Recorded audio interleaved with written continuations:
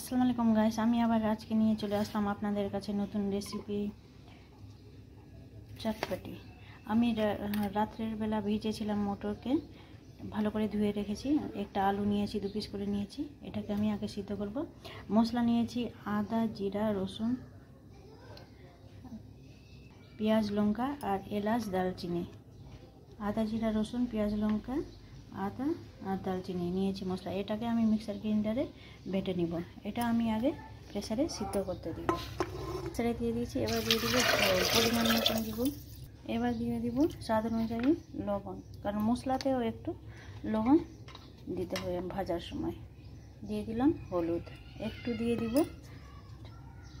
তেল, সাদা তেল, কারণ উপচে যেন না পড়ে জলটা। এবার আমি গ্যাসে চাপিয়ে দেবো। মিক্সার গ্রাইন্ডারে আমি মশলাটা বেটে নিই। মশলাটা করা হয়ে গেছে। এবার ভাজার জন্য মশলা নিয়েছি পেঁয়াজ, লঙ্কা, ধনেপাতা আর নিয়েছি টমেটো 2টা। ধনেপাতা আমি কুচি কুচি করে কেটে নিব। প্রেসারে 5টা হয়ে গেছে। এবার আমি গ্যাসটা অফ করে দিব। আমি কড়াই চাপিয়ে দিয়েছি। এবার মশলাগুলো আমি ভেজে নিব। এদিকে দিয়ে দিব আমি তেল, সাদা তেল। এবার দিয়ে দিব কালো জিরা। এবার দিব পেঁয়াজ, লঙ্কা। এবার দিয়ে দিব টমেটো। এবার দিয়ে দিব মশলা যে তেলে রেখেছিলাম মশলা, ভেজে নিয়ে ভালো করে। এবার স্বাদ অনুযায়ী লবণ দিব, কারণ আমি এতে মটরে সিদ্ধ করার সময় দিয়ে দিয়েছি। পরিমাণ মতন দিব। আর দিয়ে দিব হলুদ, কারণ আমি সিদ্ধ করার সময় মটরে লবণ হলুদ দিয়ে দিয়েছি। একটু মশলা ভাজার জন্য লবণ হলুদ দিলাম। এদিকে আমি মশলাটাকে ভালো করে ভেজে নেব। এদিকে আমি নিয়েছি একটা শসা, গাজর আর নিয়েছি বিট, পেঁয়াজ, লঙ্কা আর ধনেপাতা। এটা আমি চটপটিকে বার্নিশ করার জন্য আমি কুচি কুচি করে কেটে নেব। এদিকে আমি কুচি কুচি করে সব কিছু কেটে নেব। কেটে নিয়েছি ভালো করে। এবার আমি মশলাটা কষে নেব। মশলাটা ভালো করে ভাজা হয়ে গেছে।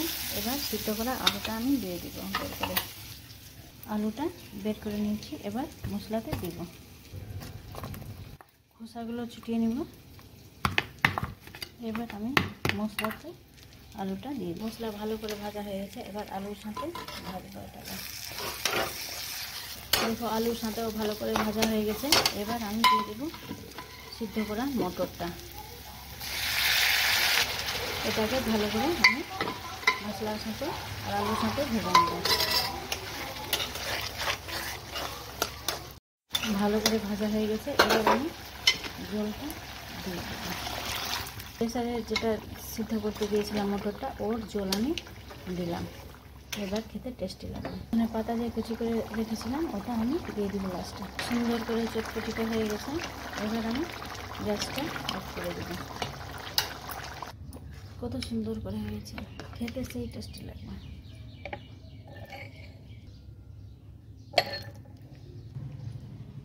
আমি বাটিতে নিয়ে নেব। এবার আমি উপর থেকে এগুলা একটু একটু করে দিয়ে দিব। খেতে সেই লাগবে। এই রেসিপিটা ফলো করে দেখবেন, খুবই টেস্টি লাগবে। দিয়ে দিব শসা, পেঁয়াজ, লঙ্কা দিলাম, শসা, গাজর, তারপরে বিট। এবার উপর থেকে দিব একটু কুচি করে ধনেপাতা।